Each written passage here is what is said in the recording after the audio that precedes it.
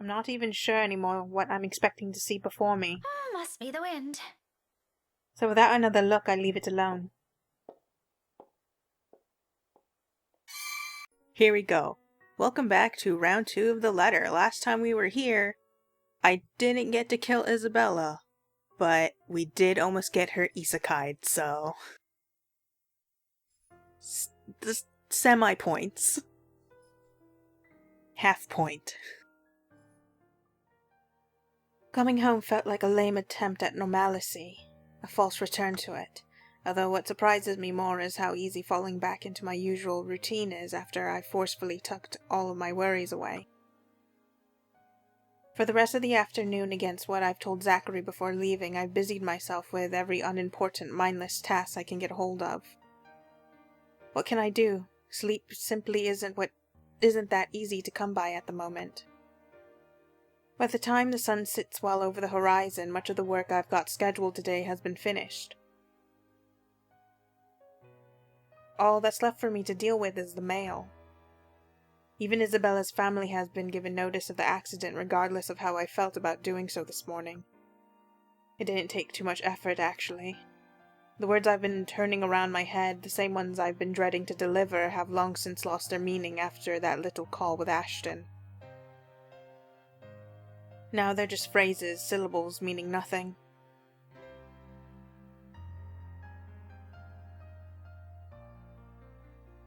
Her mum took it well, in spite of that, but if there's more to the unruffled reaction she gave, it's one thing she doesn't let show. So very much like Isabella.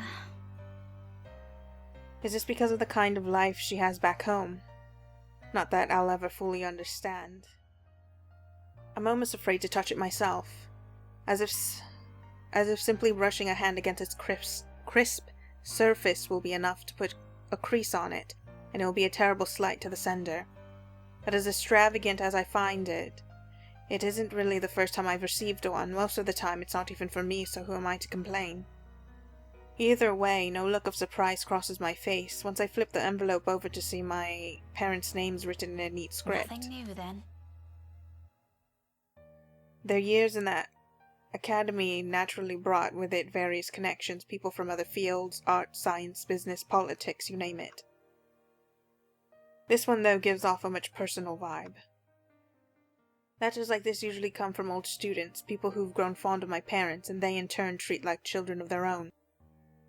I've only met a few of them. Most have moved on to become successful in their chosen careers, and little letters like this are their way of expressing gratitude. It's one thing Mum and Dad are proud of, rightfully so, and I'm happy for them.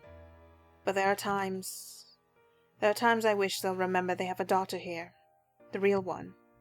Not that it's of any importance now. It's not like they didn't raise me well and provided for me. They did. I wouldn't be where I am right now if it weren't for their hard work. And like a dutiful child, I do everything I can to give back. Even if it's as small as a thing as letting them know they've got another mail waiting for them. The phone rings for a good minute before someone answers. Mum, her voice is warm as I remember.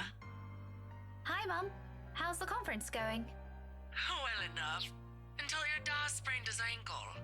Oh no, is it bad? I'm alright. In case anyone in this family cares to listen, I'm alright. Very much alive, darling. And there you have it. He'll be up and walking in a few weeks, don't worry. We're going to have to extend our stay here until it heals, though. Is something the matter? Nothing big. Just that mail arrived for you. I got it last night, but things happened.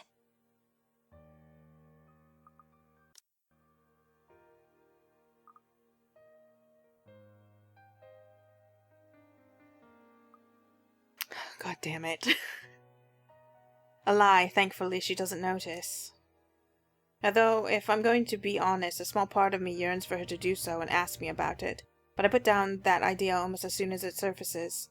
I shouldn't make them fret, they're busy. What does it say? Raise your glasses, give cheers to the good times, blah blah. Becca manners. That isn't how I taught you to read. Sorry. You are cordially...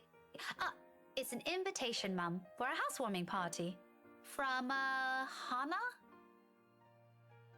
The name rings a bell, though at the moment I can't recall when or where I've heard it recently. It must be nothing too important if I didn't bother committing it to memory. There are a lot of Hanas in the world, so who knows? Hana. Hana. She also wrote you a note, Mum. It says you used to be her private tutor at the Evans mansion, and that she misses you and would love to see you two again. It makes my heart clench to read another openly say those words to them, the same ones I want to tell them. I want to see you too. It's been years since we've been together as a family, and if there's one thing that hasn't changed from childhood, it's that Mum and Da are still busy with their respective careers. Out of the country, away on some meeting or synopsum, sometimes from months on end. It only grew more frequent with the years until I'm old enough to live on my own. I like to think that's how I've become independent at such an early age. They've always praised me for that. At times I wish they didn't. Evans? Oh, I remember now. Honey, it's Hana. Hana Evans. Remember? Bright girl, 2 years older than Becca? Didn't she get married a few years ago? 7 now, I think. But, they grow up so fast, these kids. Yeah, she invited us to that too. Fonte de Medici. But we missed that one because you had to present your paper in Singapore. We did send her a note after. Still a shame we couldn't attend, though. What is it about this time? She sent another invite for a housewarming party. Becca, when is it? This Friday, Mum. Oh, that's too bad. We'd love to be there, but Da's not in a condition to go walking around. I guess we'd have to decline again. I really miss that girl. I could go in your place. I let it slip without thinking. Personally, I've never been fond of gatherings, regardless of how simple people make it seem. But there's one thing I hate hearing. That disappointed note in Mum's voice always ranks first. Whether it's directed at me or some other thing doesn't matter. Are you sure? Don't you have work this Friday? The event will be in the evening, Mum. It shouldn't take anything away from my schedule. It's all right. The invite's for 2 people. I can bring someone with me so things don't get boring. I see. Maybe you can also invite Ashton? Mum, that's a sure no from him. He hates attending parties. But I'll see what I can do. If not, I can always bring... I can always go alone. I'm a big girl now, I can handle these things. This isn't too much of a big deal. Okay, if it's not going to be a big problem for you, I don't see why not. We owe you this one, darling. No problem, Mum. I'll even say hi to Hana for you. Please do. And let her know we'd love to see her once we're back in the city. Leave her our number or something. I will. What you know, the two of you would have become really good friends. Don't you remember? You met with her once. If my memory serves me right, you were 12 then? This too I can't recall. It's probably one of those meetings where we only talked a bit before going our ways. If she did leave an impression, I'm pretty sure I would have written about it somewhere, or at least recognized her name. As it is, the only people I remember clearly from that time in my life is Ashton and Mandy, to some extent. Mum must have sensed my confusion because she Don't laughs. push yourself too hard, darling. Really? It felt like having 2 daughters back then. Sometimes I wish they didn't send her away to boarding school. But, well, you know how often that goes with them. Still, try talking to her while you're there. Oh, we'll see. I'll let you know what happens after. I'm looking forward to it, darling. Take care of yourself. Will do. You too, Mum. Bye. Tell Da to be careful next time. She chuckles then, a hearty one, tender and always light on my ears. She may be a stern teacher, but this is part of her I love the most. The sound of it still echoes even as our call comes to an abrupt end, bringing with it a memory from so many years ago, when life and responsibilities that accompany adulthood are things far from our minds. If given the chance, I'd love to go back to those. Wouldn't we all? I don't dwell on it, though, shaking it all away almost as soon as the memory forms a clear picture in my head. Actually, okay, maybe not all of us. I've always wondered how Isabella can easily pretend everything's normal over a phone call, then bounce back to her usual self immediately after. I've seen her do it plenty of times. For me, it just drains whatever energy I have. Soon, the exhaustion I've been keeping at bay since last night rushes over me. creeping to my tired bones, weighing heavily on my sore muscles. Here and now I allow it, and with another night I'm about to spend on her bedside, watching over her, waiting for that tiny bit of miracle to happen, I can't afford to stay like this. Bloody hell, Zachary will know in a heartbeat if I didn't follow up on that promise. So with another sigh, I put everything at the back of my mind and tread back to my room. A late night awaits ahead of me. 4 hours later, I'm heading back out after a short nap, ready and dressed for a different waiting game at the hospital. An empty traveling bag dangles freely in my hand as I head straight for Isabella's room first, unlocking the door with a copy of the key. She lent it years ago after I complained about the mess and offered my help in cleaning up. I thought the gesture was completely unnecessary back then. After all, I could always knock. But she never did bother taking them from me, always returning it or turning away from the conversation whenever I insist. At one point, I've simply stopped trying to hand it back to her. Who would have thought I'd be using it for this purpose? Isabella, I'm coming into your flat, all right? Your aunt asked me to bring you a few of your things. Don't worry, I won't touch that thing you've been hiding under your bed. My dirty mags. Laughable, this vain attempt at courtesy when there are no ears on the other side to listen to them. I wouldn't say that, because you never know if the ghost is there. So that waiting for the answer she's not here to give, I push the door open and step inside. Her unit's still a mess, the TV's still on. Instant noodle cups on the table, a pile of clothes on one side, paper strewn about everywhere in an unkept bed among other things. This much is a given, will always be a given. I've been here several times already, and I still wonder how she can function like a human being with a place in this state. She didn't even bother turning off her telly last night before leaving.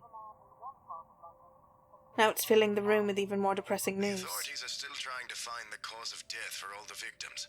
Early investigation revealed most of them were employed under Briar Realty Corporation at the time of death. Meanwhile, BRC has refused to comment on this. Sighing, I reach for the remote to turn it off. No more of that. We've got plenty of negativity going around us right now. Besides, she'll probably complain about the electric bill if I just leave it, even if it's entirely her fault. However, that's neither here nor there. This little detour isn't for this. It's for her aunt. A little request from her if we can bring a few of Isabella's stuff. Hi, thanks for letting me know about this. I'll be by in a few days. Just need to sort things out with my work. If it won't be too much to ask, could you bring a few of her things to the hospital only for 2 or 3 days so I can head straight there, thanks. I've never seen anyone spell thanks TNX. It's always THX. Just for 2 or 3 days to make caring for her easier once she takes over from us.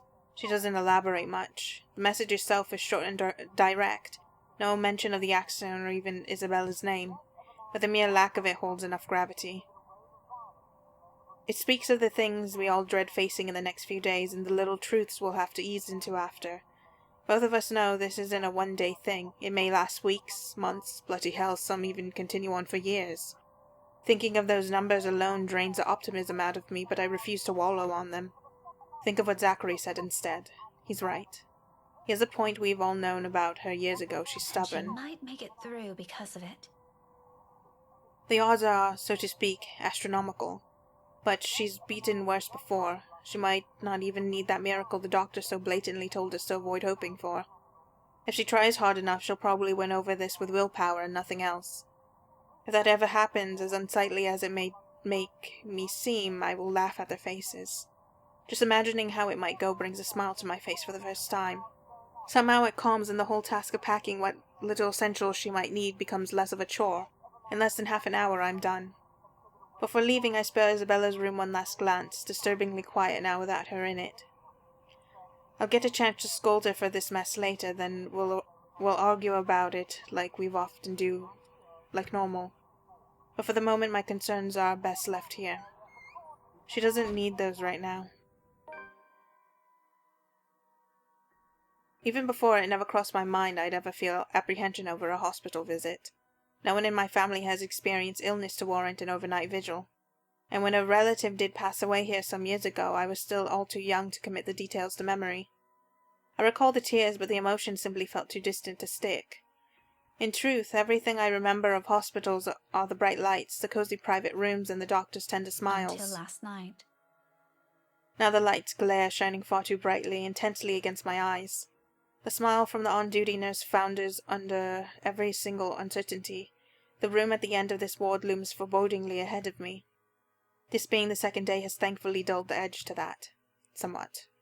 There's still the voice at the back of my mind, whispering, expecting the worst, while hoping to all that is good in the world that I won't find an empty bed, and an equally graver news upon my return. But I push these all down as far as I can the minute I near her room. It won't do for Zachary to see me this way. He'll send me back home for sure. The latter won't do either. I'm not going to let him, when all the help we can get will only be between the two of us until her aunt arrives.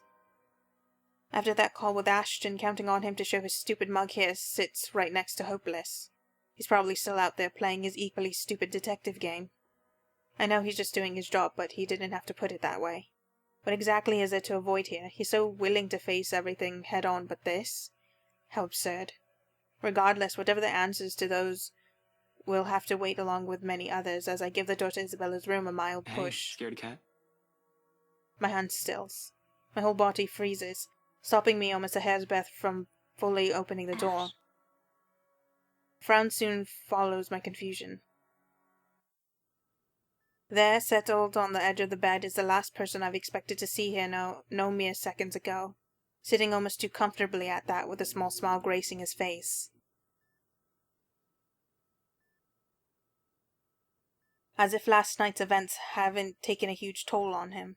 But it's obvious. His fatigue is there, and the tired lit in his voice, the detached look in his eyes, and the manner his shoulders droop. He's barely keeping himself together. Just looking at him right now makes me regret ever shouting those words at him this morning. Anger can be a delicate thing to hold. An apology immediately forms in my head, already at the tip of my tongue, although before I can even string two words together he continues. He has yet to notice my presence as I've yet to make myself known. But somehow something in the way he speaks next prevents me from doing so despite the casual note he takes. Something anyone, including me, isn't supposed to ever hear from him. Something deeply personal. Really, how long are you planning to stay like that? You've been criticizing my sleeping habits, yet look what you're doing. I hope you know Zach and Rebecca are already losing sleep over this. Ashton pauses, holding the moment, allowing his words to seep into the air. He means that as a reprimand, or I assume he does. It sounds like one from the way he has phrased it. Yet the tone of his voice betrays his very essence, and not long into that silence he chuckles. Low, close to breathless, and if I listen closely I'd say there must have been a hint of a long-held fondness in it. But this is how you've always been, isn't it? Clumsy, careless, a scatterbrain and a crybaby, always getting in trouble. Always getting us in trouble. He trails off. Another pause, another held breath. Then he sighs. Always making me worry. And with it the air inexplicably shifts to something gentler, warmer. A quiet little thing filling the room that neither seeks to stifle nor confine. Instead it only lingers in the silence, bearing simple truths no mere words or grand gestures can express. When he finally chooses to break it, he does so with all the care in the world. Softly in hushed tones, fragile in itself. But those things... I'm sorry, I can't take the way that she looks seriously because it's just buck teeth. Because sometimes all it needs is not a thunderous declaration, but a single fleeting second of small smiles, tender touches, and sincere honesty. Those things... I love those. A truth long held. And everything. Everything that's you.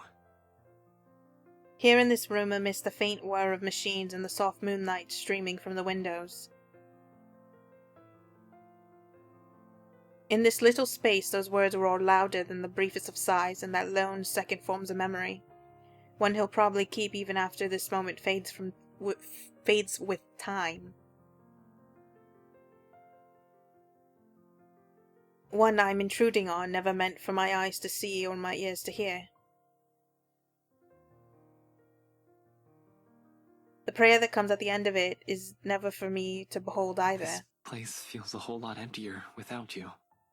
So please, if you can somehow hear me, come back. But I can't bring myself to turn away, even as silence once again sweeps into the room and the only beeping of the machines remains, even as he himself cowers under what everything he said stands for. This is stupid. Because I understand with the most painful clarity the other truth this scene offers. What the tiny gleam in Ashton's eyes, his darting glances, and his kind smiles convey. Little things, little gestures. To others it may seem nothing, but to him it means the whole world, because it's the only way he can say everything without fumbling or losing his nerves. Right from the very start. I know. I've always had an inkling. The thought has always been there. Hiding tucked and neatly sealed away at the back of my mind in the same manner he keeps his own secrets close to him. Which is why there's no jolt in me, no surprise. Just a slow, aching, burning realization of a truth long held. A feelings never meant to be for me. And yet in the end a flash of anger still surges within me. It clenches, pierces, leaving my heart torn and numb, draining every color and noise from the world around me. The bag in my hand hangs weightless in my hand as the magnitude of those words gradually closes in on me. You didn't want to hear this. You didn't want to see this. I shouldn't be here. I shouldn't have gone here. But before I can move and force my feet to take the first few steps to save myself, Zachary's voice echoes from the room, deep and still rough with what's apparently sleep. Utterly clueless of what has just transpired only minutes ago. How I wish I can be as oblivious to it as him right now. Hey, Ash. Everything snaps back into place at its sound, and the veil lifts from my mind. All of my reasons for being here rushes back to me with it, no longer held by that familiar bitter feeling slowly consuming my thoughts. But it's still there, coiled in a tight knot in my chest, simply waiting for another chance to unfurl itself. How long have you been here? Just came in a few seconds ago. Lies. Oh, sorry. I didn't hear you. Figures. It's not a problem. You probably need to rest anyway. You're the one talking. You look like shit. So I've been told. Seriously, how long have you been up? 18, 20 hours or so? It doesn't matter. I'll get some shut-eye later. Where's Rebecca? Funny how he remembers me now. Not a few moments ago he's unknowingly taken that one little thing I hold dear and allowed the burden of his bloody sentiments to crush it. After all these years, I'm the one that becomes the afterthought. But I take this mention of my name as my cue to compose myself and hide all of these somewhere safe, preferably somewhere no one else will find. Just like how it has always been. Ultimately, this isn't what I came here I for. sent her home early, but she'll be back too. At the light rap I give the door, Zachary breaks off mid-sentence at once. Their eyes are on me when I slide into the room, though their attention doesn't really stay. Soon the bag I'm carrying catches their eye, and they're both shooting me bewildered looks. Zachary in particular appears about to say something, but can't quite place how he'll articulate it. A swift glance at Ashton tells me the same thing, though the question in his eyes comes off more passive, muted. I raise a hand at them before they can say something about it. It's not mine. The light mood changes as soon as I've finished. They know. I don't have to spell it out for them. I don't think they want me to, when that reality is just lying a few inches away from us. Either way, the atmosphere doesn't last. The world isn't done rendering my heart useless, as it turns out. Even Zachary, clueless as he is, gapes at me with a worried crease on his forehead. He has a right to be. The bitter tone my voice takes once the conversation turns elsewhere surprises me too. No, I'll take it from here. You don't have to do that. Zachary and I can handle this for a few days. Both of you already had your turn with this. It wouldn't hurt to have another person helping out. This isn't some sort of a competition, Ash. We're doing this because someone has to be here for her. I'm not making this one. I just volunteered, didn't I? Despite knowing Ashton only means well with his offer, hearing it directly from him, seeing him throw his affections around as if no one knows. It stings. It burns. Don't you have an investigation to finish? And Zach has freelance gigs in line for the next few days. You have students to teach. Don't push it, Becca. Yeah, when all is said and done, the only thing I do is beat a hasty retreat while that green-eyed monster rages inside All me. three of us have things to take care of on our own, but between us, it should be easier to find some time to... Fine. Good.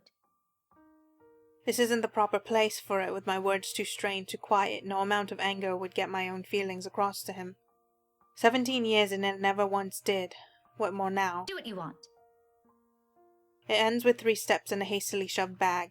In all honesty, I'm not entirely sure what I'm expecting will show on Ashton's face. Anger to match mine, confusion maybe, or perhaps regret. It certainly isn't the straight-faced one he has now. However, more than that, beyond the impassive mask he wears, in the passing minute I lock gazes with him, I see it.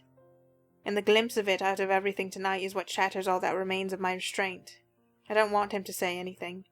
Quickly I tear my eyes away from his and march towards the door, ignoring the worried glances Zachary shoots my way. My heart may be far from fragile, but neither of them needs to see it break. The door closes with a soft click, but for a long moment I remain standing amidst the empty hall, taking in the silence, listening for anything that'll dare break it, waiting for that hammer to finally fall or for the ground to swallow me whole. None of it happens, of course, and for what's perhaps the 100th time in the span of a second, I'm left to recall what I saw in Ashton. It's not hearing the thoughtfully worded admission of his own feelings that did it, nor seeing those unguarded yearning glances he gave her, but facing the faraway look in his eyes and who he has always seen past me, past the person who has always stood in front of him. I never had him in the first place. I love him. The words itself leave a bitter aftertaste in my mouth despite wanting them to be heard for so long. Suddenly, at their mere utterance, the world goes too still, too bright, too sharp, too cold. Ever so slowly a chill seeps into my heart and settles there, replacing a warmth I no longer remember feeling. Distant, much like the only memories I have of this place. With nothing else to cling to, I run. Behind me the door once again creaks open and Zachary calls after me, cordial, friendly, and utterly unsuspecting. I ignore all of it, because even after all this, he isn't the voice I want to hear. I make it out of the hospital in a flurry of steps, my mind abuzz with thoughts and emotions in turmoil, ignoring the courteous smiles every staff member shoots my way or the voice shouting after me. What hospital is this? That they even bother to smile at you as you're leaving.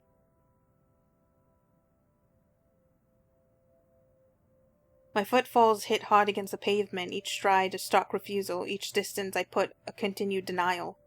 More than once a passing stranger would give me looks. Is it pity, consternation, scorn, or dismay? It doesn't matter now, does it? All I hear are the voices inside my head, jeering, mocking while the rest of the world blurs around me. I'm the one who has always been by his side. I'm the one who knew more about him than anyone. Why couldn't it have been me? But the universe doesn't have any answer for that, and neither does anyone. So I run, until everything fades away from my mind, until my breathing goes labored, till my legs buckle, feet catching on loose stone and the world tilting sideways at long last. A yelp comes from my mouth with a pain I'm expecting, hoping for, doesn't. When awareness returns to me in a rush of sounds and colors, it isn't his hand that grips my arm, nor the sharp gleam usually in his eyes that I see. Far a striking contrast. This one's softer, kinder. The worry slightly mars his voice, there's nothing in it but genuine concern. Zachary's. It's always a wonder how they even became friends. Easy there, ma'am. He doesn't waste any time, not even to wait for some form of gratitude from me, and quickly pulls me to my feet. However, it isn't until he draws a handkerchief from his pocket and gently hands it to me that I glance up at him, searching for an explanation. For your, face. Nice. He makes a vague gesture around his cheeks, his movements small and a bit awkward before letting his arm fall and hang at his sides, suddenly too afraid to point it out.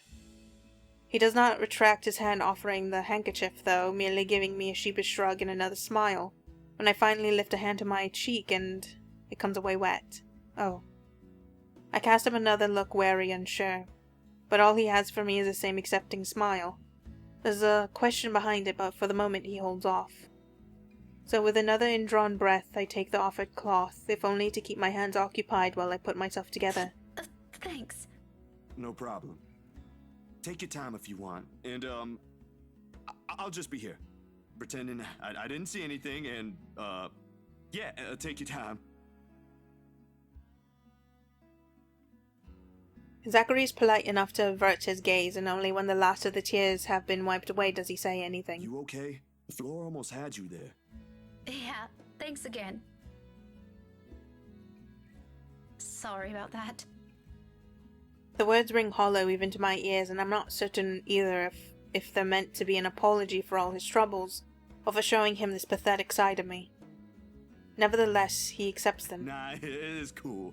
Surprised me, though. Didn't think you could run that fast. But you don't look really well right now.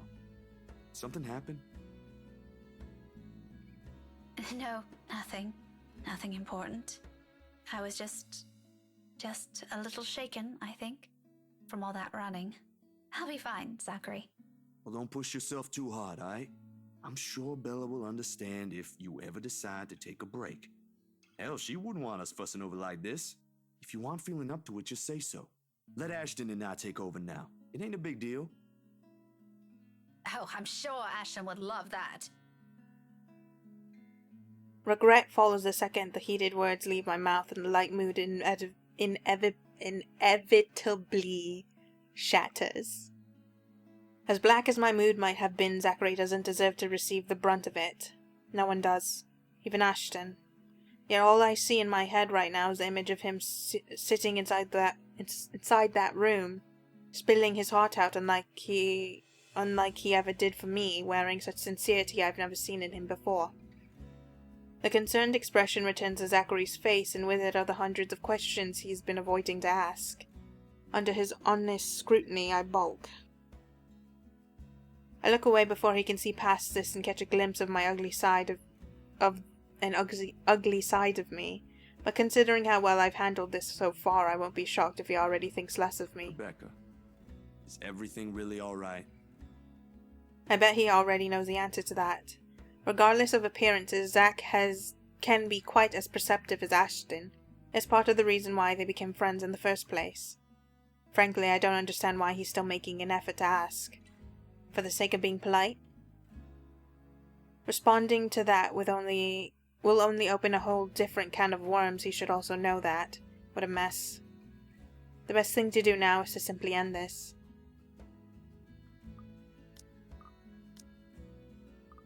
What do you even know? I didn't mean that. Regardless of his good intentions, Zachary doesn't deserve to be caught in the same kind of chaos my mind is in right now. I'm sorry, Zachary. I didn't mean that. Smile, bottle it up. I did where other people can't judge, even if it leaves me wanting for a more explosive outburst. At least this way there's no guilt apart from the one I had to suffer myself. No, you don't. You're actually scarier than that when you mean it. Am I? Really?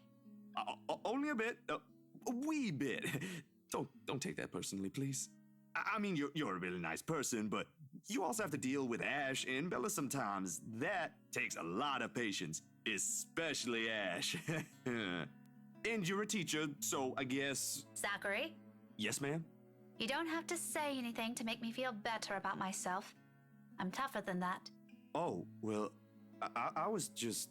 Besides, I've already heard most of those from Isabella. I'm used to it. Trust me. Zachary's eyebrows are drawn together when I glance back at him, his mouth opening and closing in a weak attempt to answer my reassurances. This probably isn't where he wants to take this little talk, but the turn it took left him no other choice. Much like how he found himself thrust in this position. Out of all people, he now has to be the one standing in the middle to fix things, even when no such obligations have been handed to him. Bloody, he didn't need to follow me. But that's just how he is. This is an unintentional mistake on my part too, yes. Though I still can't help but feel responsible. The best apology I can give him right now is a light pat to his arm, a bit half-hearted coming from me, but I do it still. It's not like I have any other thing left I can offer. Look, Zachary. All of this, It's probably just the stress talking. Don't worry about me. We've all been on the edge since the news broke. I haven't even gotten a decent sleep since it started, and it still doesn't seem like things will be slowing down anytime soon. Maybe it's a good thing Ashton volunteered when he did. At least now we have a few hours to rest, yes? Take your own advice and go get a break yourself, okay? I throw in another smile at him for good measure, but it falters the second my eyes meet his. It's that look again. The one too honest. If I hold it for a moment longer, I'll probably end up saying things I shouldn't, more than what I'm willing to disclose at the moment. Because despite wanting to get these feelings across, there are also ones I've harbored longer than any.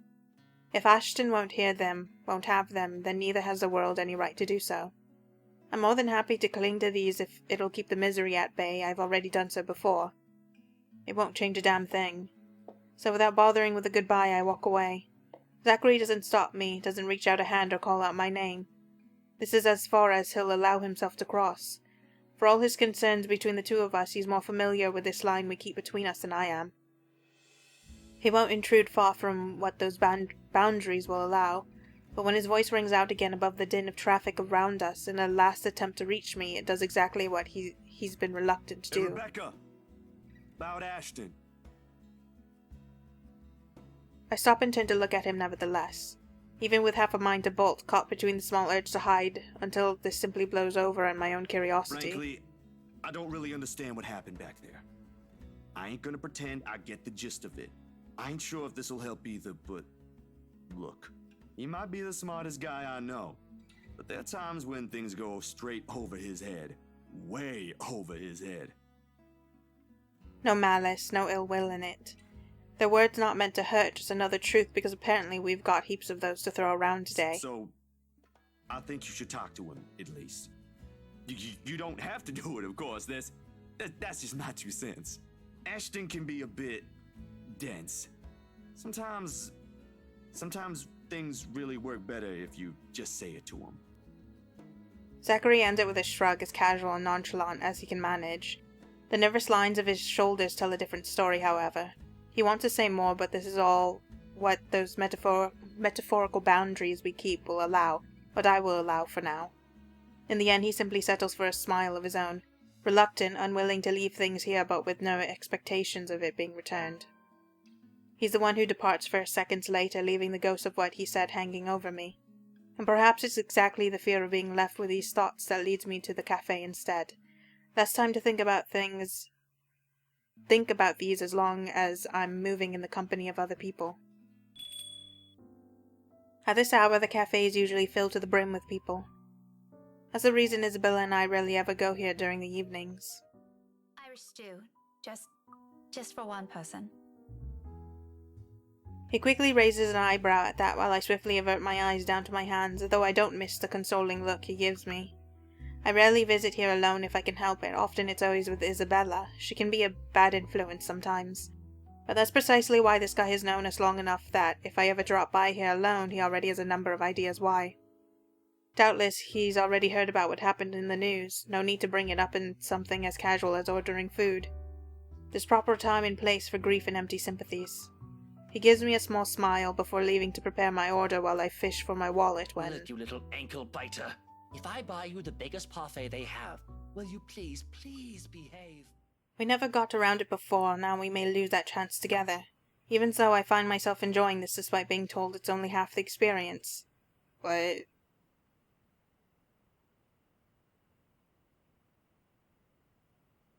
Isabella once told me that the best place to view it is... Oh, the sky. A cloudless night sky greets me when I walk out of the cafe beyond the tall buildings, a blanket of stars spread out before me. Isabella once told me that the best place to view it is some place outside the city, away from the noise and the obtrusive lights. She'd seen it once in her mom's hometown and another time in the university she used to attend. Then she asked if it's possible to try it out here sometime. I agreed with her at the time, if only because she appeared excited at the mere prospect of it. We made those little plans along with Zachary and Ashton. We never got around it before, now we may lose that chance together. Even so, I find myself enjoying this despite being told it's only half the experience. Little things, you know, stuff you learn to appreciate when you're alone.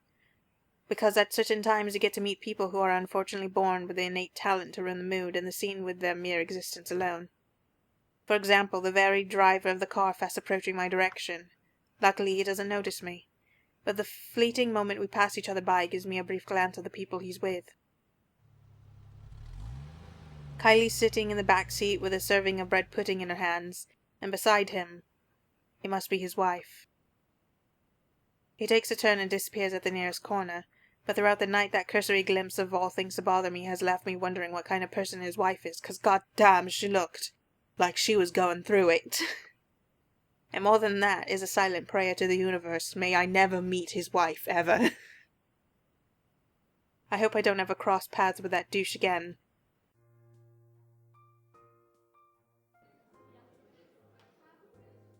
The brief lull the past 2 days has offered is nice while it lasted. Or as nice as it can get while we're playing the long-awaiting game, teetering between sheer optimism and despair. Her aunt's arrival this morning has dampened the edge to that somewhat, though only by some. The uncertainty's still there, unspoken throughout the brief time we talk, simply hanging stiffly above our heads.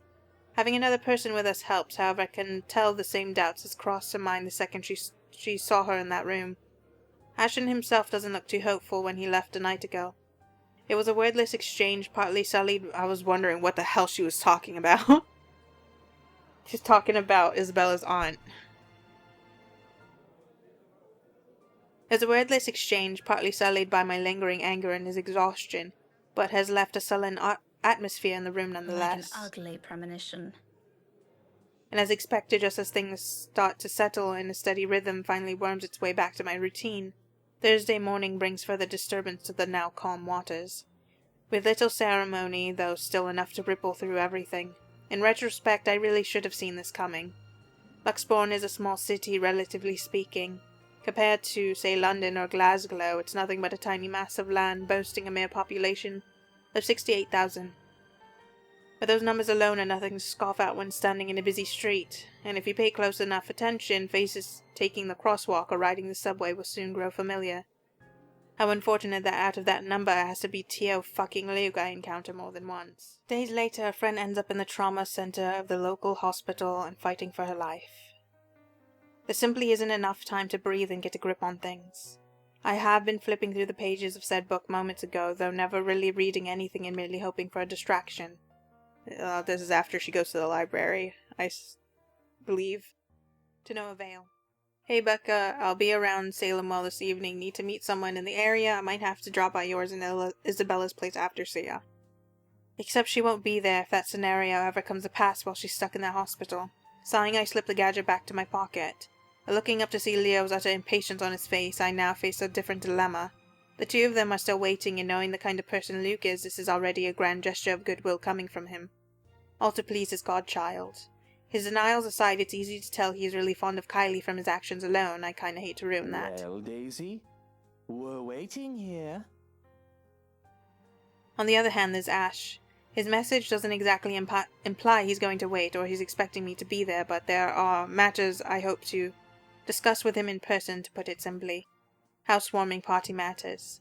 With inviting Isabella out of the question, I only have Zachary and Ashton.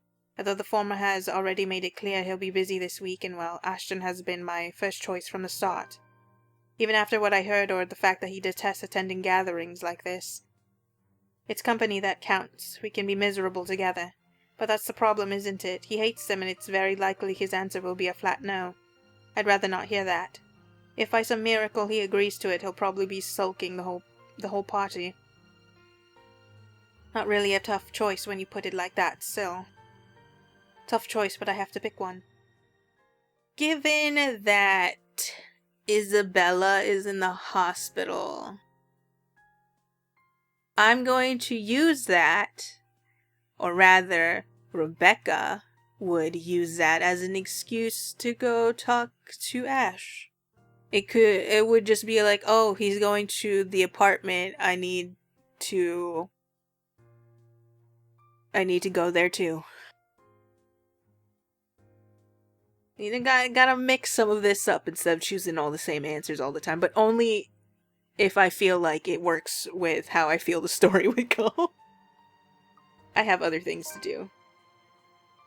Though when you look at it closely, it isn't such a difficult decision to make. First and foremost, no matter where I look at this, it is inappropriate to some degree. Disregarding Luke's honest intentions, I've only known the man for a grand total of 2 days, including today. If I'm going to be thoroughly specific, I'll give it a grand total of around 10 hours. By all means, that's not enough reason for me to join them for dinner, even if he says Kylie is the one who requested it. To other people, it won't appear as innocent as he makes it out to be. And if there's one ugly thing about this city, it's this place's penchant for inane gossip.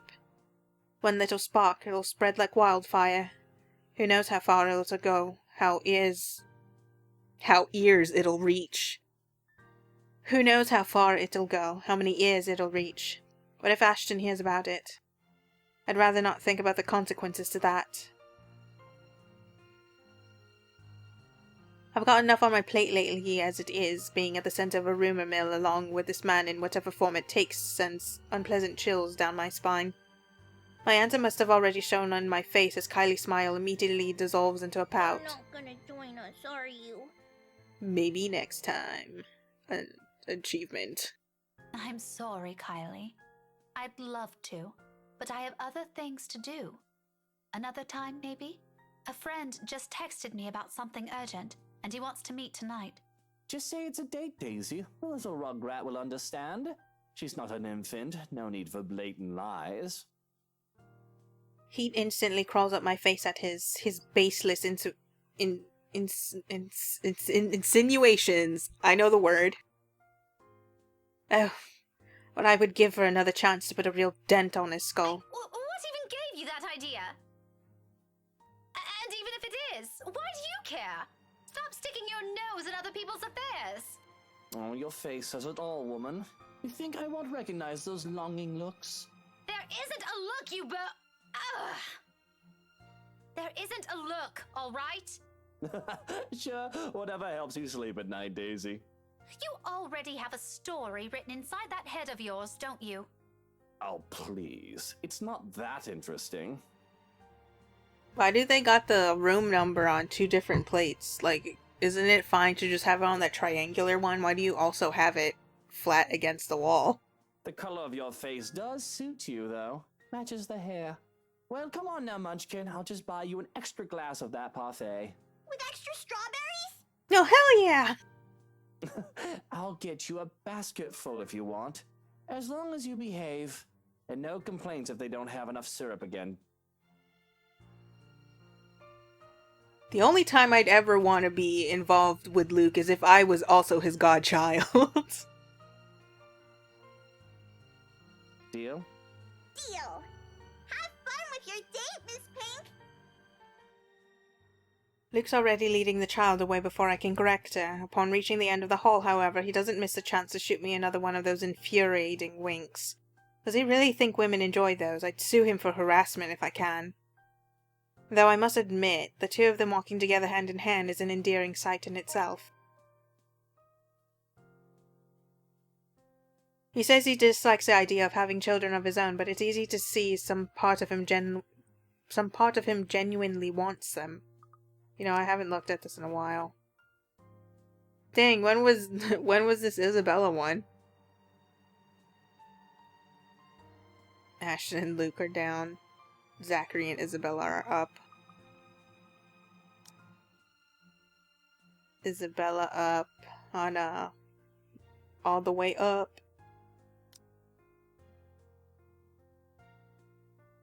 Ashton down. I don't even remember what that was from. Luke down.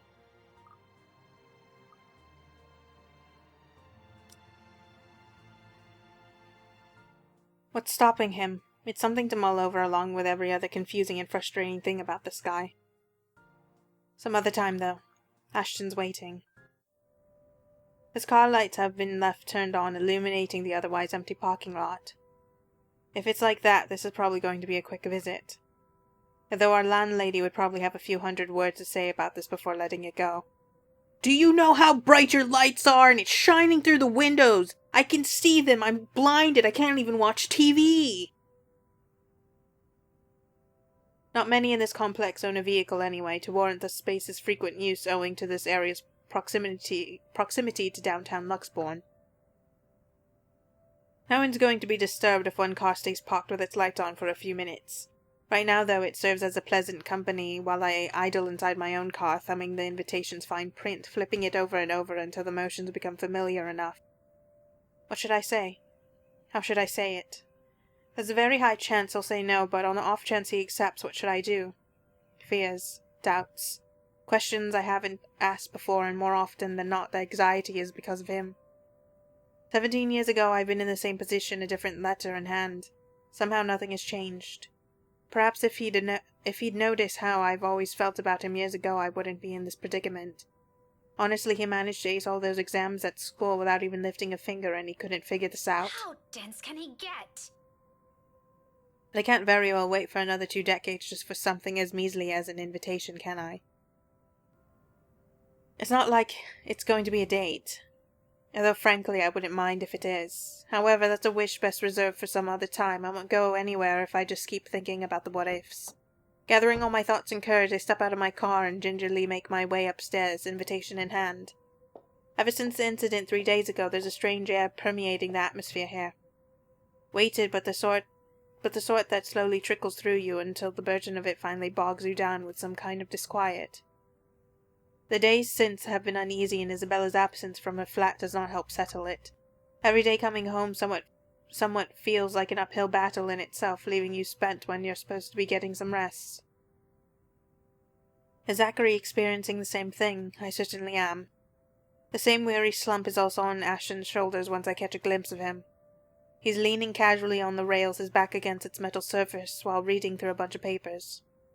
Each one appears more important than the other, despite me having never read a letter of it. Forensic report case, number 3368. 608.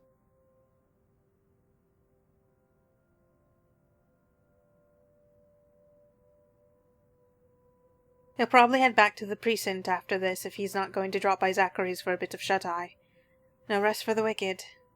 But no matter how occupied he seems, he pauses anyway and looks up from his work the moment he hears my treads. He raises a hand in greeting as a small smile spreads across his lips. In spite of what happened, I can't help but return it to him. Somehow I can never seem to stay angry with him for so long. What do you mean, somehow? You can't stay angry with him because you love him so much that you go absolutely psycho. What brought you here?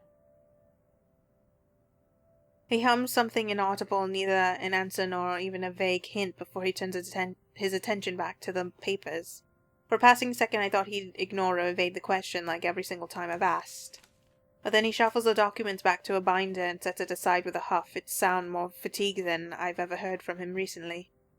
Either there's simply too many things keeping him busy at once, or his investigation isn't going too well, maybe even both. Just work. Just work? Do you expect me to believe that? In a way. I didn't think an important contact ditched me and now I'm stuck would make for a cool alibi.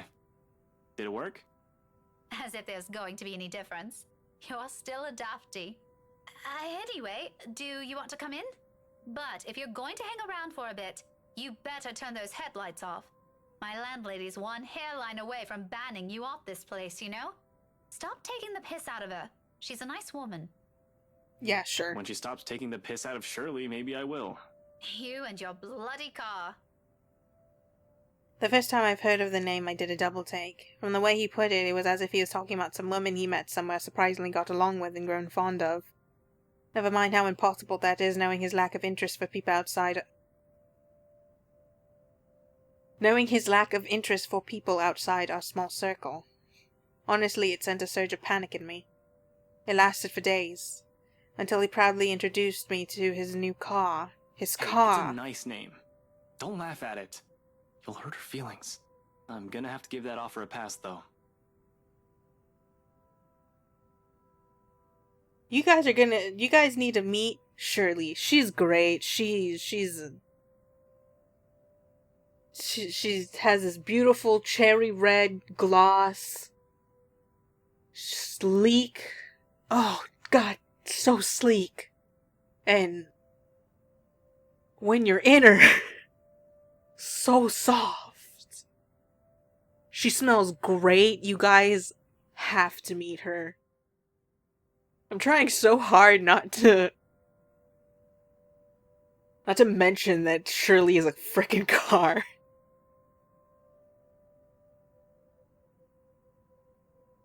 Nothing unexpected, but admittedly I'm hoping he'll stay for a few minutes.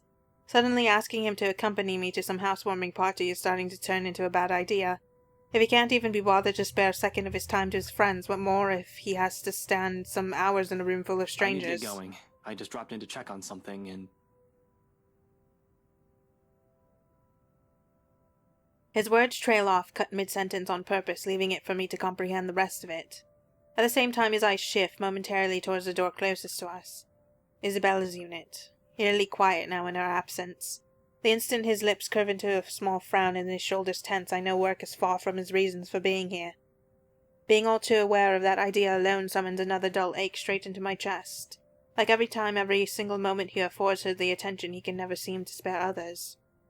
While it is a worry better left for a different situation, it twinges the heart nevertheless. What is it? Nothing too important. Though I did drop by the hospital this afternoon. I met Belle's aunt, by the way. You never told me she's arriving today. It's a mere observation, a passing comment, if you will. Maybe under different circumstances I might have accepted it for what it is. Perhaps if I hadn't heard him pour his heart out that night, it'll simply be what he means against my ears. But he has no idea. Not even the slightest inkling how his words carry a ring of accusation in my mind. A beat of it in every utterance closing in tightly around me, intense and keen, as if I've deprived him of something so precious. Even without her warmth and cheer here, I still can't seem to win. Because he himself holds on to it. To her. I don't have to report everything to you, do I? Besides, isn't that already a given? We can't be with Isabella all the time. All three of us have other responsibilities. It's better this way. Her aunt's just one woman too, Becca. She won't be able to handle this on her own. I wasn't implying. I know, but...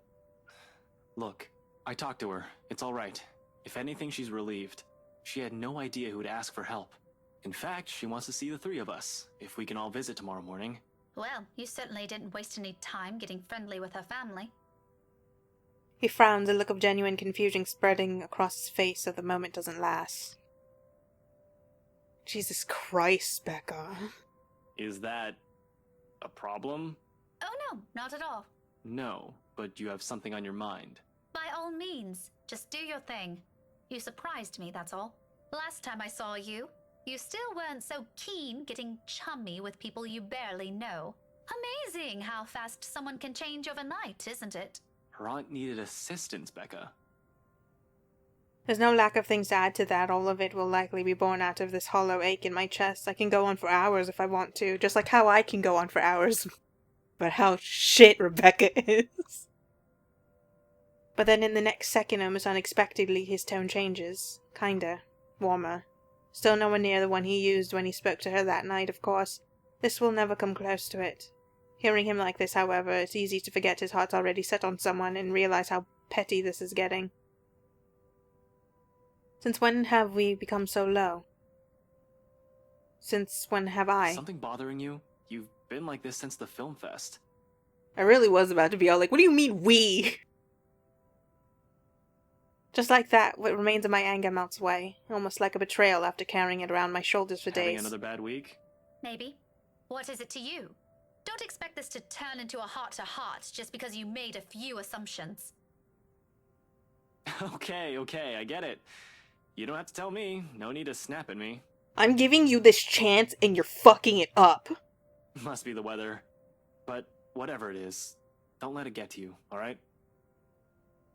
If only it were that easy, but I present him a smile nevertheless, half-hearted as it may be. Don't worry. This is nothing a cup of tea or a good book can't fix. I'll live. Somehow. Right then. If you're sure. He doesn't seem convinced. In any case, he doesn't push it and changes the topic just as quick, for which I'm glad. I've no idea what else I might end up saying in case he pursues So, it. tomorrow? Will you be able to make it? Just for a few hours? Can it wait until the weekend? I already took a leave this Tuesday. Can't afford another one or two.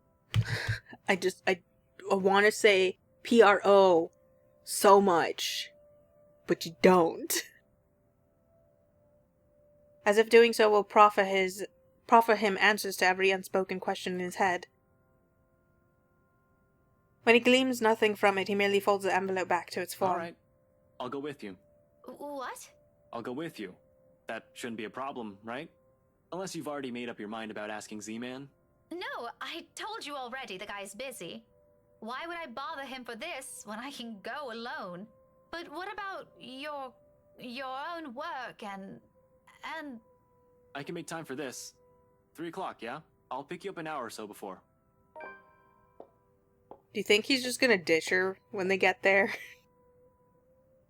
My head reels less from what this implies, more from how easy all this seems for him, how fast this turnaround is. He's already halfway down the stairs when a semblance of sense returns to me and I can finally string 2 words of protest together. Well, it'd be kind of stupid if he did ditch her, considering since he is technically invited and he didn't have to bribe his way in, he's there with reason and doesn't have to hide from anyone. He's already halfway down the stairs when any semblance of sense returns to me and I can finally string two words of protest together. Yet all of it dies on my tongue at the small smile he shoots me. He disappears from view seconds later, his footsteps gradually fading as he descends the stairwell until all I can hear are my own shallow breaths and heartbeat, loud pounding hard against my chest. It is only after I'm standing alone in my room minutes later that it sinks in. He has taken the invitation with him, but besides that, more than that, he has also accepted mine. Calling this happiness is a complete understatement. For now, looming thoughts of the mansion and that woman lay silent at the back of my head. The night wears on without further incident despite the great number of thoughts swimming inside my head. Come morning, there's only a hush, a strange sort of stillness unlike the ones greeting me every morn. This one's uneasy, tight with anticipation, like a string stretched thin, merely waiting for the proper time to snap. Granted, it doesn't make my day any less pleasant, but the edge is there. It hangs in the hallway, it lingers in the empty unit next to mine. It follows me even as I head out carrying the same little hope I saw in Ashton last night. I just wish I can easily believe in it. It takes a minimum of 21 days for a habit to form, or so claimed a speaker in a conference I once attended.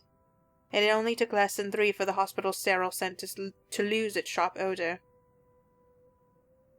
Perhaps less than that for the nurses to start glancing at me with an air of familiarity for my body to know instinctively where I should head to. Which turn to take, how far it is from the nearest stairwell, approximately how many steps until I reach her door. 30 to be exact, though I've honestly stopped counting sometime during my second visit. At some point even the faint beeping from her room has grown oddly comforting. A strange thing to seek reassurance from. Times like this, however, it's all that we have. Isabella's lucky by some miracle, by some sheer force of will, she holds on and pushes back just as death pulls. How long will it last, though? Even now she's still a hair's breadth away from losing that struggle, and no matter how promising today might be, the doubt still runs deep. At least for me it does. Sometimes it's better not to hope too much, although both Zachary and Ashton don't seem to be of the same mind with the smiles they each greet me the moment I arrive. A small part of me expects this meeting to be awkward with Zachary here after he saw me in such a pitiful state, but it is him who first offers me a seat. If he remembers or still has an opinion about what happened 2 days ago, he makes no mention of it again, likely out of some sense of courtesy. I suppose this is how we'll keep it together for now. With moments filled with superficial smiles and lukewarm attempts at How is she? I didn't even let myself finish cordiality. That question, at least, is anything but half-hearted. As if spurred by it, Ashton looks up. The first time he does so since his brief welcome earlier. His eyes have been glued to the room nearest us, its door only slightly ajar, offering everyone outside nothing but a sparse look of what's inside.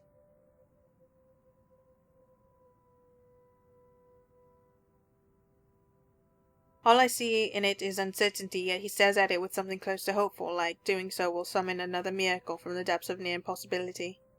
bloody. It's all over his face long before his voice breaks the silence. Doing okay so far. They've reduced the sedation hours ago, but it'll take a while before we know anything for sure.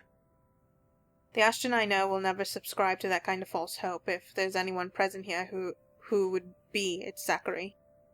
For reasons no longer unknown to me, he does it anyway. The nurses are just monitoring her now. He gestures with his head towards the door just as one of said nurses moves past inside. Her aunt's not in there, though? Nah, she's speaking with the doctors right now. She'll be back in a few. She didn't say anything before she left? Don't know. I arrived just when she stepped out. You're gonna have to ask Ash about that. He came in here hours before I did. She was talking to him about something. Is that a joke? Ashton arrived earlier than you did? Yeah, miracle, ain't it? I'm sitting right here, you two.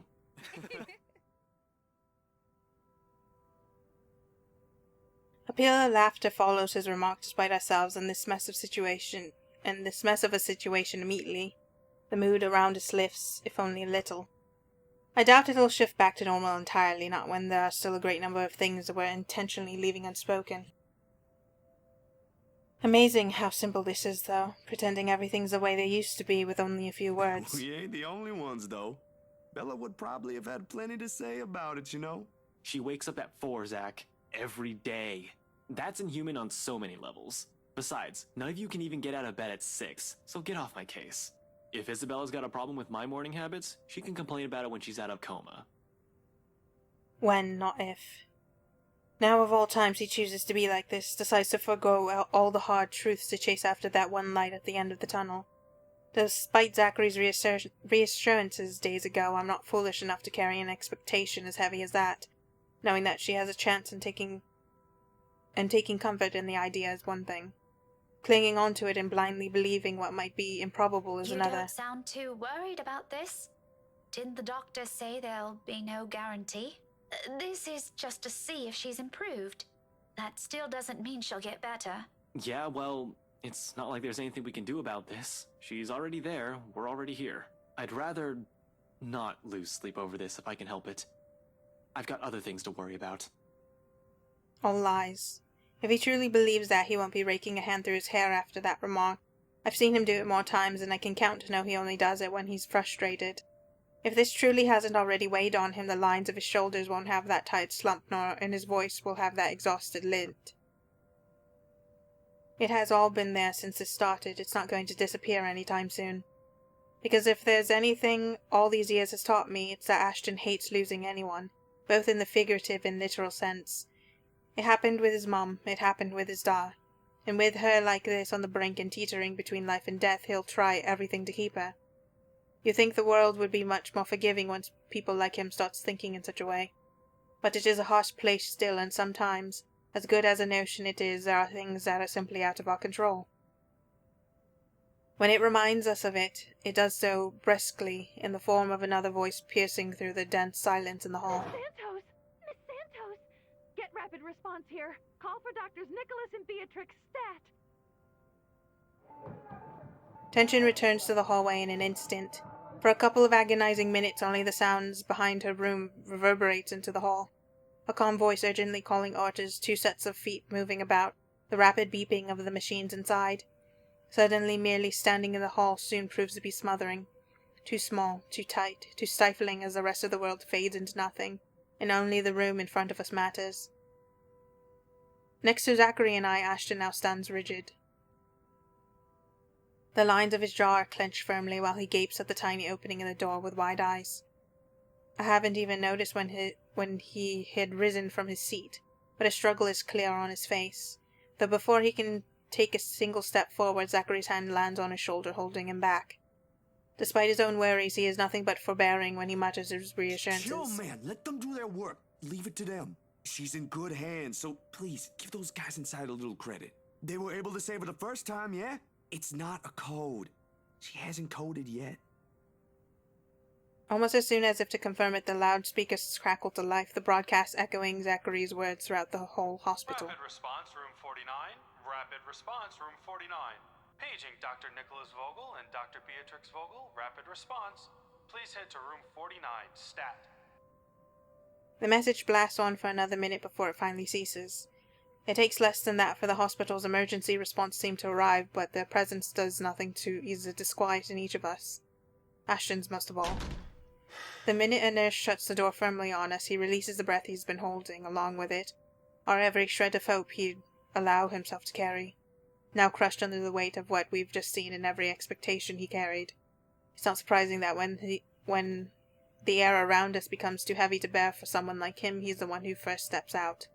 Like every time this has happened. I'm going to step out for a while. I need some air. Ashton? Without another word, he gently brushes Zachary's hand off his shoulder and leaves. Not to run away. Never to run away. He's still too stubborn for that. His pride won't let him, when he knows he hasn't exhausted his options. This is so he can force what remains of his wits into some semblance of order away from prying eyes, and though Ash doesn't say a single thing, Zachary understands this need quite well. It's a place he has been to numerous times. It's one he requests of us for reasons I've yet to know and he's yet to tell me. Hence he refrains from voicing these thoughts or stopping the younger man once he removes himself from the hall. There's still, however, an undeniable edge to his voice when he urges me to do the opposite. An underlying anxiety beneath that smiling facade. One I allow myself to return in spite of the hesitation his next words spur. You should go after him. What? And leave you here? I can wait. And I don't think those guys in there will be coming out anytime soon. You'll just get bored. Besides, he listens to you. Before, perhaps. He still will. Nothing about that has changed. He's a grown man, not a baby. I don't have to console him every time something upsets his manly ego. Doubt must have surfaced in my face for all my efforts to mask it, because the next thing I know he's laughing. Tired, though lighter than I've heard from him these past few days, like a heaviness temporarily lifting. I wonder how much this whole thing has taken a toll on him. Strangely, that fact has never occurred to me until now. But even then he continues as if nothing's wrong. Now along with the reluctance swims a twinge of guilt.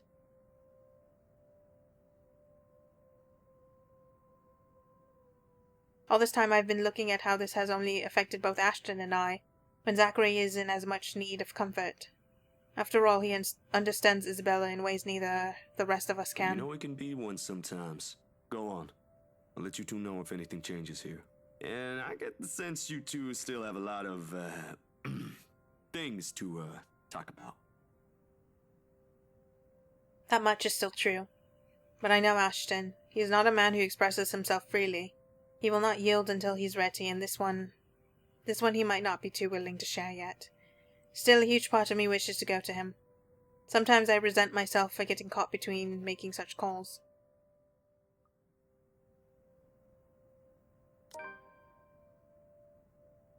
Although before a single excuse forms in my head, Zachary makes that decision for me.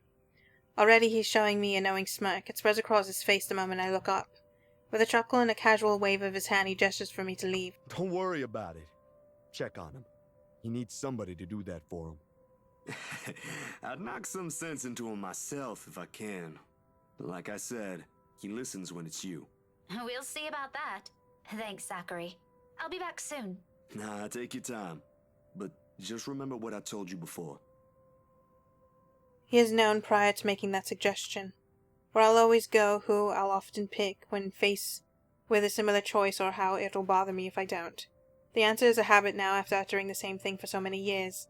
But what drives it is not important. Feelings are irrelevant at present, the whole of it unwarranted, in fact.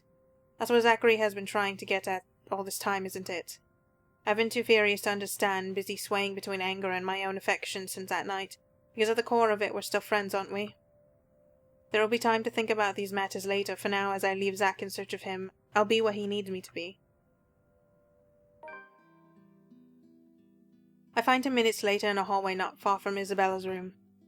He sits alone still, his gaze trained on a cup of coffee he cradles between his hands. But I know him well enough to know he'll never take a sip of it. Too bitter, he'd say.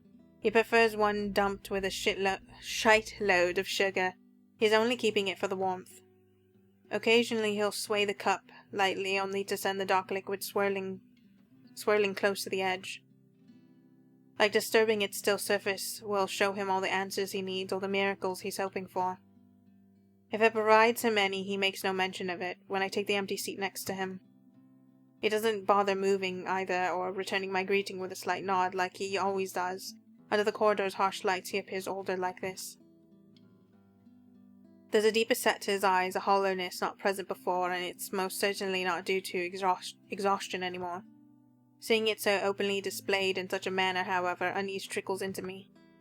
A small fear of my own efforts, any words I can come up with won't be enough. That only the cruel possibility I've seen back there will be all there is left to say.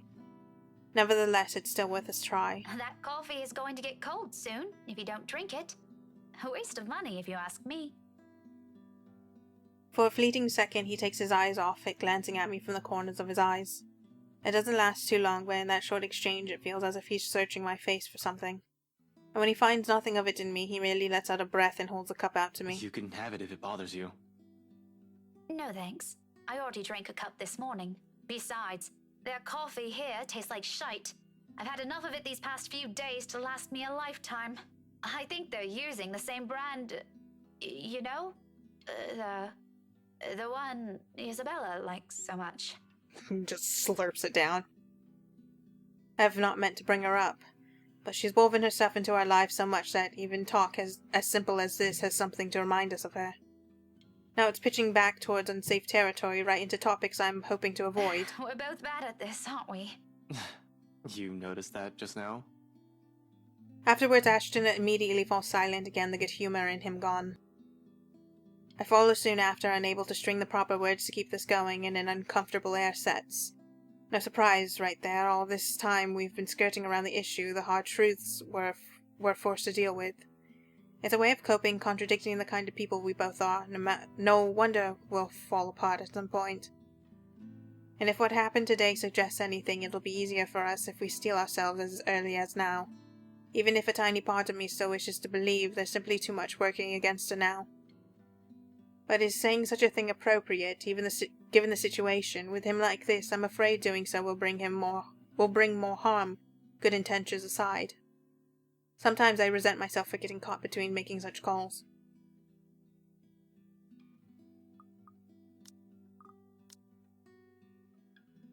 I don't know what this means, so I'm gonna choose this one. So I pull back, rein in the cold hard facts as well as every truth that will hurt. All in favor of an echo and frankly a pale imitation of Zachary's reassurances.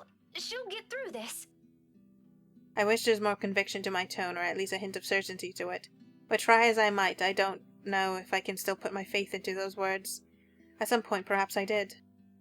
Before the image of her lying still on that bed had become a permanent fixture in my head. When picturing her back on her feet is as easy as breathing, or when the reality of her situation hadn't sunk in yet. Now that it has, every comforting word heard or said leaves a bitter aftertaste. I hate myself for trying to keep that hope in him. While I can no longer convince myself of it, it feels foolish and hypocritical in every way. Ash chuckles in spite of it, not without a hint of his fatigue, but still light and unreserved. As if remembering a memory he's keen on. She's rubbing off on you. Who? Belle? Please, we're poles apart. A few years ago, maybe, but you're more alike than you think now. Otherwise, you wouldn't be saying that. Maybe it's just Zachary. You know, the big guy can also be like that. It's why Belle and him get along well. You don't hang out with him that much, though. In fact, if another person were to look at you and Scaredy-Cat, they'd probably think she's the childhood friend, not me. That gives me pause. More than anyone, he's the person who I'll always have a place for. You should know that. Yet I can't bring myself to refute it or even be angry at him for the suggestion. There's only laughter when the question comes. Are you jealous, then? Not really. It's hard to be when it's someone like her. It answers everything and nothing, but the hushed note his voice takes speaks volumes. Of things he will never openly state. Of questions we never thought to ask until now. How different would it all have been without her? If she never moved next door. If she never dropped her passport that one autumn morning at the park. If Ashton had not found it. If she never had the unfortunate luck of finding something horrid left in that sofa. Endless possibilities, but at the heart of it are two things I will hold true. One, these are what-ifs I no longer want to know the answer to, and neither does I Ashton. should probably tone down on the teasing after this. Probably? I might still do it, maybe once or twice a month. She makes the weirdest faces when she's annoyed. It's priceless. But I'm sure she'd appreciate that. You were pretty merciless. Yeah, I owe her an apology. For a lot of things. I think I will. Apologize. I mean, when she gets better. We both lapsed into silence after sitting side by side, simply enjoying each other's company like how we often did as children. But it is in this moment the second truth resonates. Things have changed. Sometime between meeting new people and letting them stay, something has shifted. Although he may never regard me with the same longing he has for her, this dense, clueless man offered consistency my own family couldn't afford to give. No matter the depth of the anger and hurt I've harbored this night, I doubt this man will ever lose his place in my life and I in his. And even with the hollow ache his next words bring. Really? Because that epilogue made it sound like you guys stopped talking to each other. And even with the hollow ache his next words bring. I just wish I could have said it to her a long time ago. Before any of this happened. I do care about her. Despite everything. Only a hum of agreement makes its way to my throat. An acceptance. No further words are exchanged after that, and perhaps it is for the better. We have some place we need to be at tonight, and it won't do any good to brood on these things. The quiet stretches on further until Zachary shows up in search of us. By this time the second and minutes have already blurred together in my mind.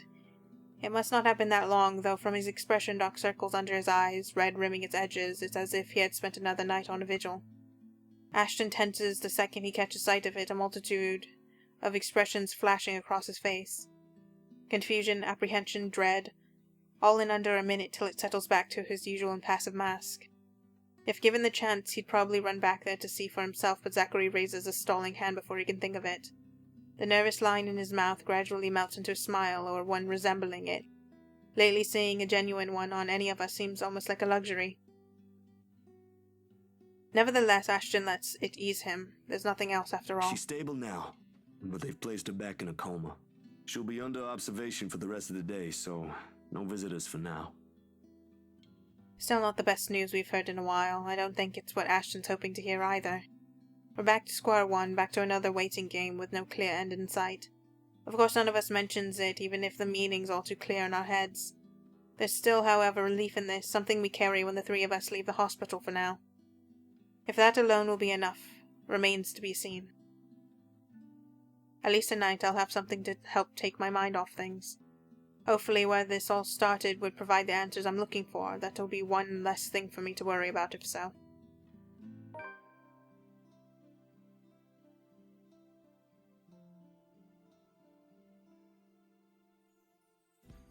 Except the whole thing's off to a bad start, and all of a sudden whatever Isabella claimed dwelling in this mansion becomes the least of my concerns. Severely underdressed is a total understatement to describe how I look. Cars worth more than my own apartment and childhood home combined line the mansion's front yard. Men and women decked out in the best also flock near the entrance. Most are eager for the festivities to start, while some are simply idling about, enjoying the warm afternoon sun before it sets. But once the woman standing at the front porch speaks, their undivided attention immediately shifts to her. Every time. Presumably Miss Wright, from the confident manner she holds herself among present company. This despite keeping a far simpler appearance than the rest of her own guests, or not having her husband beside her. A trait worthy of utmost admiration at best. At worst she's the envy of every woman, the subject of every gossip in Lugsborn. Welcome everyone! And Mum said we could have been good friends. I can't even picture myself mingling with the kind of guest she has, though I admit she does seem familiar now that I've seen her this close. Memories of sitting at a vanity not mine, being dressed in clothes too fancy for my taste. They fit briefly in my mind until her cheerful tone rises above the buzz of her enraptured audience again. Please, make yourselves at home. I wish I could share her enthusiasm, really. But being surrounded by all this extravagance, for the lack of a better term, merely makes me dread how the rest of the night might go. Also knowing there might be some truth to what lies inside the place helps drive the unease further by a notch. Ashton, on the other hand... Be careful with Shirley, alright? For someone who abhors gatherings like this, he already seems right at home, standing with an air too lackadaisical, as he watches the valet drive off with his bloody car. Can't you at least act with a bit more shame? Becca, if I find a single scratch on Shirley, there will be hell to pay. She is my girl, and no one touches my girl like that. Those guys know what they're doing. They're handling cars worth more than your precious Shirley. My disdain has likely shown beyond the tone of my voice, quite possibly in the form of a grimace. He chuckles, a rare moment where mirth and amusement dance across his features. Try as I might to pull up a stern glare, I can't help but join him instead. There's something in the lightness of it, and how easy this kind of interaction falls into place, when we don't let feelings get too involved in spite of being stuck in a situation we're not fond of. It brings back memories. However, the moment doesn't hold. All of a sudden, Ashton grows quiet. Chief? An odd expression flashes momentarily across his face, so he blinks it away before I can figure out what it is exactly. Ashton, what's... Sorry, Becca, I just saw someone I need to catch up with. Longtime friend. It doesn't help that he isn't even making an effort to spare a glance my way when he answers. Instead, they're focused on some point in the crowd. His gaze darting between people walking past us until a small frown forms on his face. Oh, wait, Ash! What about... This won't be long. Be careful while I'm gone, okay? Amid the smile he hastily throws my way with a frown of my own. What does he mean by that? But before I can ask already, he has turned his back from me and is walking away without a single explanation whatsoever. In some desperate effort, I try to catch up to him, if only to know what warranted this sudden departure and his odd warning at the end. Be careful! About what exact... Only for my attempts to be interrupted by a muffled ringing from my pocket. Mom's cheerful voice greets me as soon as I answer. Yes, I'm at the party already, Mom. Yes, I'll say hi to her if I can. The conversation itself doesn't last long. Just a simple hello, a reminder to enjoy the party and to send their regards to their old student. But when the call ends and I get to look up, Ashton's already heading inside. With a sigh and admittedly a little disappointment, I tuck my mobile back into my pocket and follow after him. So much for a date. Even with familiar company, this is somehow shaping up to a terrible evening. The party hits full swing an hour later. With the host's opening remarks given, still no sign of a husband, the poor woman, and the guests promptly fed, the band shifts the melody to a livelier tune. I thought, I can't tell what color this lady's in, like a yellowy green. I thought she had a big dumpy, but it's just the hand that's making it look like she has a huge ass.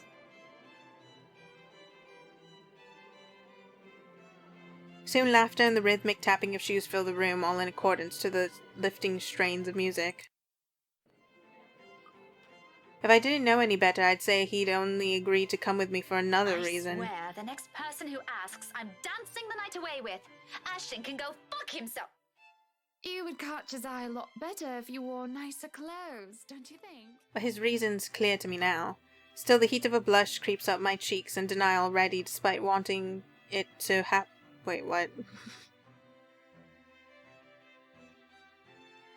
This isn't the first time someone has made that assumption. Almost every student has had in the past did. My co-workers more often than not assume he is. A few of my neighbors also think we're an item. Not that Ashton has ever reacted to those. He's been quite indifferent about it, in fact. But his reason's clear to me now. Still, the heat of a blush creeps up my cheeks to denial already, despite wanting it to happen so badly myself. He's not entirely clueless about it, I know. He won't be harboring affections for someone else if he is. Only those that aren't of his own escapes him. What was it again? Aaron, Alan, Adele, Albert, Alexander, Andrew? I haven't even sorted these things out for myself. This is a nice party, Miss Wright.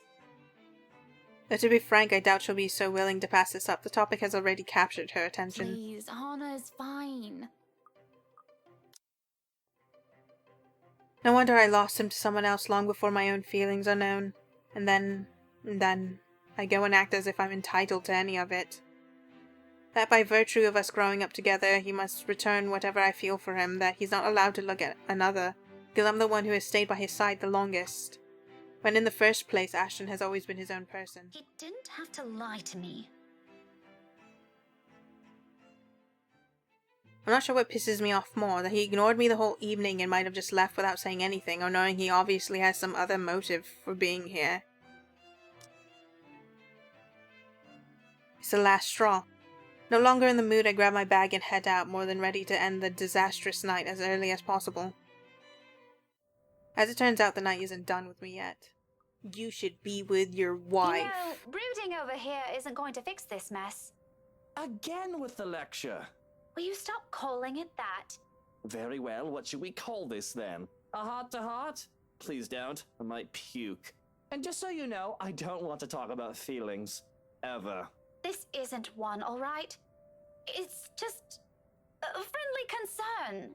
Bloody hell, can't you just take it for what it is? He pauses at that. Suddenly he doesn't know what to do with his hands, and in the end he simply stuffs them back into his pockets and sulks. There probably aren't many people who tell him that. He's a difficult man to get along with after all. I honestly won't give him a second of my time if I didn't see a different side to him. Dealing with him requires more than patience. When the awkwardness passes, mostly coming from him, he merely glances away. But the tightness in his shoulders has eased, and when he speaks again, despite his rather rude choice of words, none has any venom in it. Friendly concern, right. While we're at it, I should mention that Hana used to call that viper friend. Now I think she might want to strangle the Munta if she sees her again. After she's done with me, of course. I doubt she's going to do anything like that. What do you even know about this? Oh, I know enough. You may look like a sleazy douche, and you still are, by the way. It's almost comical how fast his face shifts from mild disdain to offended, but I don't let it distract me.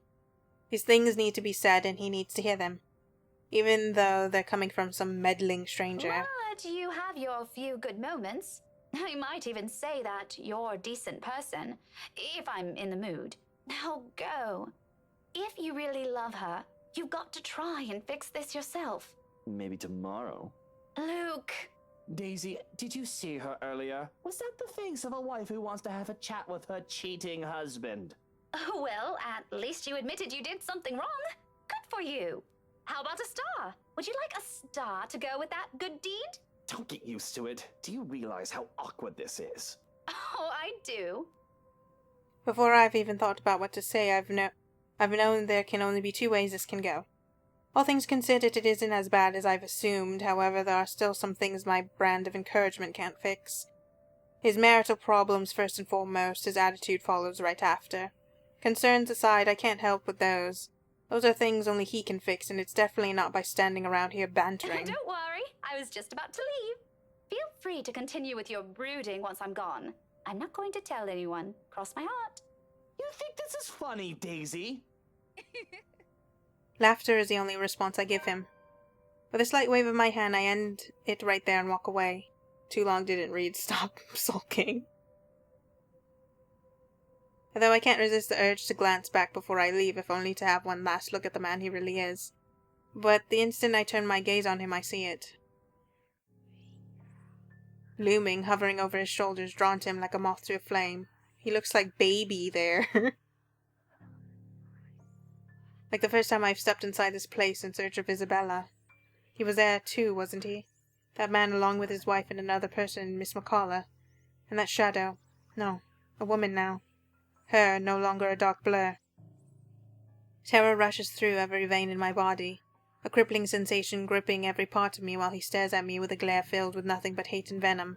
Oh, she. Sorry, I think I said he. It's like staring at the eyes of a woman I've unknowingly robbed of something precious.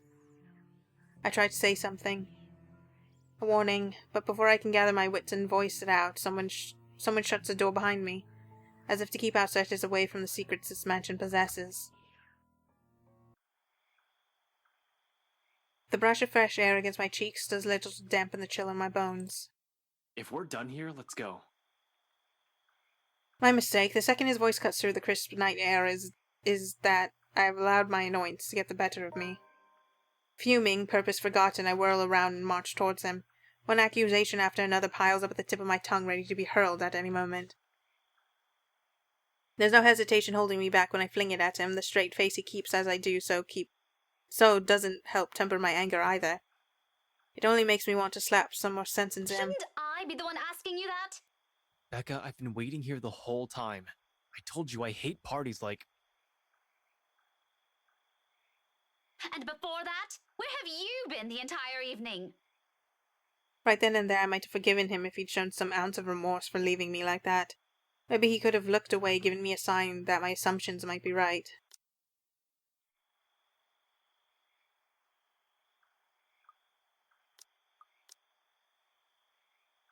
Oh, about Luke. What does he have to do with this? What does he have to do with this? It's not a question without merit, though the man can be quite abrasive, sometimes downright nasty with his words. You can't simply accuse anyone by virtue of that alone. And it is an accusation no matter how much Ashton's praising downplays the meaning. What right does he have to tell me who I should associate myself with without even bothering to tell me his reasons at that? Plenty. Just trust me on this, Becca. Don't you Becca me. That doesn't answer my question at all, Ash. You haven't answered any of my questions, in fact. What's really going on here? I want to hear it from him. If we are to go down this route, I want to hear it straight from his mouth. Because whatever he thinks of the man, I haven't found any reason why I should be wary of him. Sure, we've started off on the wrong foot, but he's a decent guy when he tries. A simple explanation is all I want. Is that really so hard to understand for him? The situation's complicated. One mistake and you guys could... So, we're back here again. More secrets? Why can't you be honest to me for once? He's a dangerous man to be around, Rebecca. Really? Care to elaborate on that? Because from what I've seen, the only dangerous thing about that guy is his audacity to cheat on his wife. Why are you defending him? Who said anything about defending anyone? You know, I'm getting really worried about you guys. First it's Zach, and now you're... Oh, you're worried? Somehow even that concern feels empty to me, even if it's from him. You care? Really now? If you care, then where were you the entire party? That doesn't matter right now. You know I can't simply... Forget it, Ashton. I don't want to hear it. I don't want to talk about this anymore tonight. Speak to me when you're ready to stop spouting the same barefaced lies. Ashton jerks back as if I've struck him. For a fleeting moment, something akin to hurt darts across his features, his eyes narrowing and hands closing in tightly into a fist at his sides.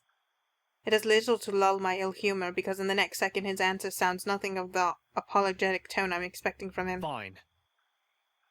A little regret would have been nice. Fine. God, they're like two little babies fighting. In my anger, I don't even notice when I've climbed inside his car. Not until after I've slammed its door behind me with as much force as I can summon. He follows soon after, and shortly we're on our way back to the city. Yet even with the city's bright lights welcoming us, the dense, somber air from the mansion still lingers. The moon is almost at its highest by the time we reach Salem Well. Even after our respective heads have cooled off, the atmosphere within the car remains rife with unspoken tension. This isn't a problem so easily fixed with a few handshakes. Quite frankly, I don't know what will. Ashton himself has no idea what to do when he alights and dawdles awkwardly in the middle of the car park and share. It almost seems like he's having an internal debate whether he should say goodbye or mutter another apology. I'm having a debate about whether I should stop now and go make pancakes. But I can't remember how close this is to done.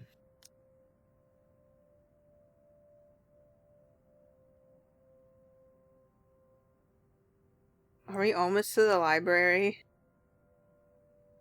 I could have driven him away purely out of spite the second I've gotten off. Still, old habits die hard. It's late and Ashton's flat is on the other side of the city. This again? It's been a week, Becca.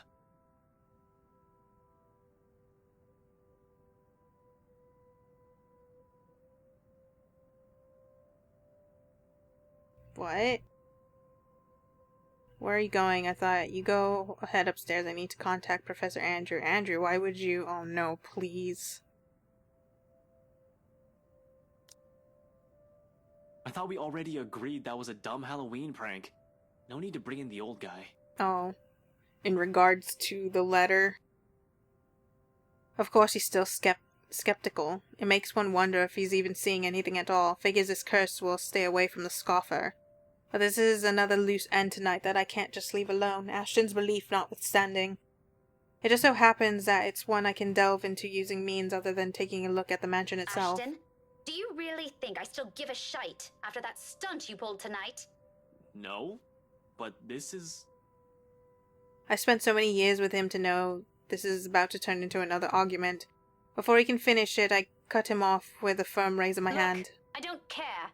There are weird things happening around here. And yes, it's Isabella's brand of weird.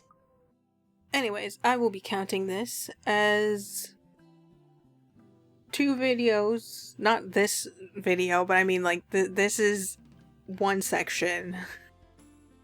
And then we should be having... I'm not sure if Ashton's is going to be really long because of the new stuff. So I'm either going to be just doing all of Ashton's as one thing, and then we get the rest of the story, or I might be able to fit the rest of... Oops, wrong one. I was going for branching tree. Either Ashton is going to have to be separated, or I might be able to fit Luke's chapter in, but we'll have to see, because there was actually a lot of new stuff with the hospital stuff going in. And we don't know what he's been doing.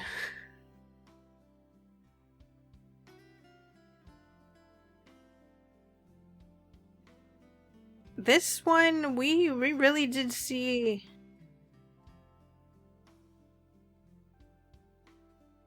Even with Isabella in a coma, Rebecca still can't control herself. Her jealousy is strong. It is insane. She got so upset, she fucking ran away. She did a thing that I would have said to do. Gotta go for the dramatics and the angst, and she did it before, she did it without me needing to say anything, is what I'm trying to say. Anyways, I was expecting some, like, more crazy dramatic stuff to happen with Isabella after she's taken out of her coma, but we didn't get that. It was just like, I don't know, we didn't even know what happened. She just became unstable and they had to stabilize her. Like, I guess she has a bunch of seizures is the issue. That's why she's comatose. Anyways, I hope you guys enjoyed this, and I will see you in the next one. Have a good day and a good night. Goodbye, I suppose.